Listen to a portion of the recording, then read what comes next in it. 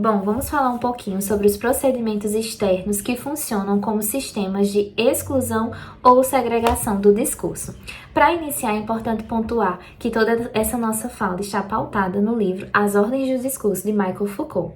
Para esse autor, os fenômenos que não estão dentro do discurso, mas que atuam no interior dele de forma externa, poderão ser chamados de procedimentos externos, né? E aí ele vai delimitar esses procedimentos em três, sendo eles a interdição, a rejeição e a vontade de verdade.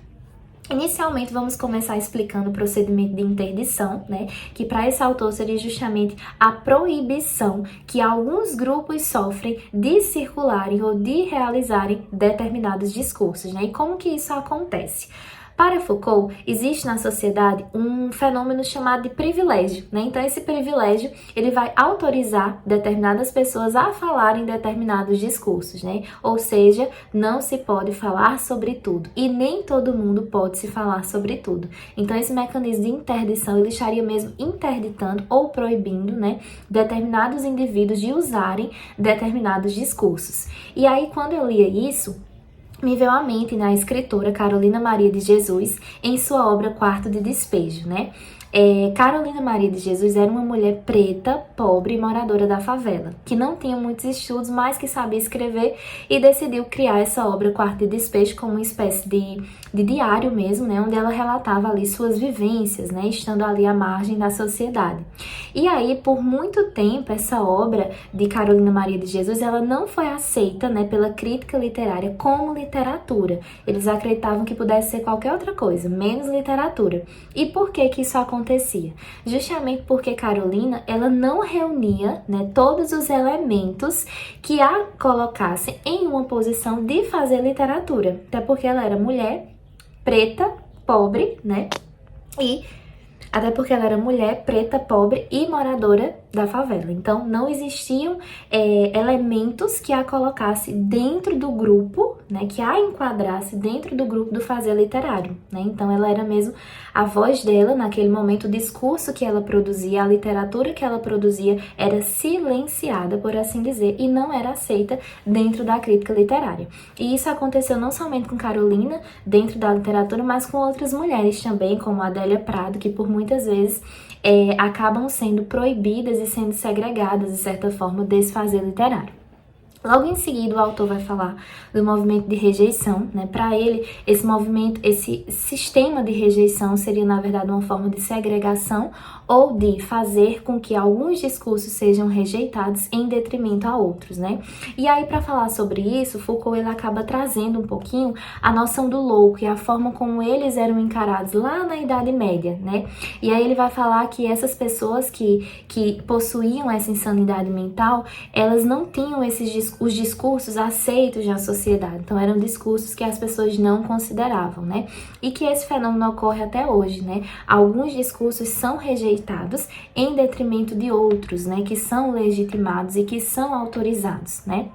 E aí vale salientar que esses discursos rejeitados, eles estão quase sempre, né, circulando entre pessoas que estão à margem de um padrão social ou de uma verdade social, por assim dizer, né? Por isso que a figura do louco como sendo esse ser que tem um discurso rejeitado, né? E aí, quando eu falo sobre essa questão de rejeição, me vem muito à mente autorização, né? Então, quando o discurso ele não é autorizado, ele não é capaz de dar voz ao indivíduo que está utilizando daquele discurso, ocorre aí esse mecanismo de rejeição, né?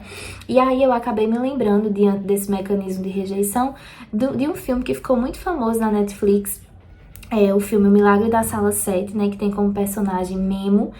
Memo, ele é um rapaz que tem deficiência mental, né? Ele é um pastor de ovelhas, ele é pobre, ele tem esse problema mental, e aí ele é acusado de ter matado uma pessoa que ele não matou, né? Então, mesmo ele reunindo provas e várias outras questões a seu favor, o discurso que ele produzia naquele momento foi rejeitado, né? Diante da condição mental dele. Então, o personagem é preso, o personagem é condenado à morte. E aí, enquanto eu lia, né, essas questões de interdição, de rejeição, de discursos segregados, me veio à mente esse personagem desse filme, porque ele acaba dialogando com essas questões de jogos de poder, né, muito utilizado pelo autor Foucault.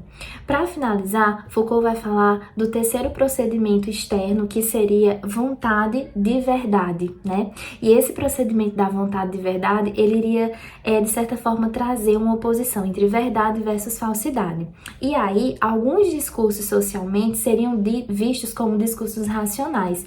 E, no geral, seriam aqueles discursos que estariam sendo legitimados por alguma ideologia, como, por exemplo, a ideologia dos livros, da pedagogia, por alguma instituição de poder maior que estaria, assim, de certa forma, colocando aquele discurso como sendo um discurso verdadeiro, né? Em oposição a outro que estaria se distanciando desses mecanismos aqui citados. E aí eu acho bem interessante a gente finalizar, né, observando mesmo como que esses discursos, eles estão muito relacionados à noção de poder, né? E aí Foucault vai falar que o poder não é um domínio, né? Na verdade, o poder vai ser essa relação, que ora eu ajo com esse poder, né, socialmente, e ora eu sofro as ações desse poder. Então, a partir do momento que o meu discurso é rejeitado, que o meu discurso é interditado, né, que eu sou proibida de fazer literatura porque eu sou uma mulher preta e da favela, então eu tenho um discurso interditado, eu estou sofrendo as ações desse poder. Mas a partir do momento que eu, enquanto crítica literária, né, excluo, segrego aquele discurso feito pelo outro, eu estou agindo com este poder, né? Então, esse jogo de poder é muito possível de se observar dentro dessas relações e dentro desses procedimentos externos que atuam como segregação ou exclusão do discurso.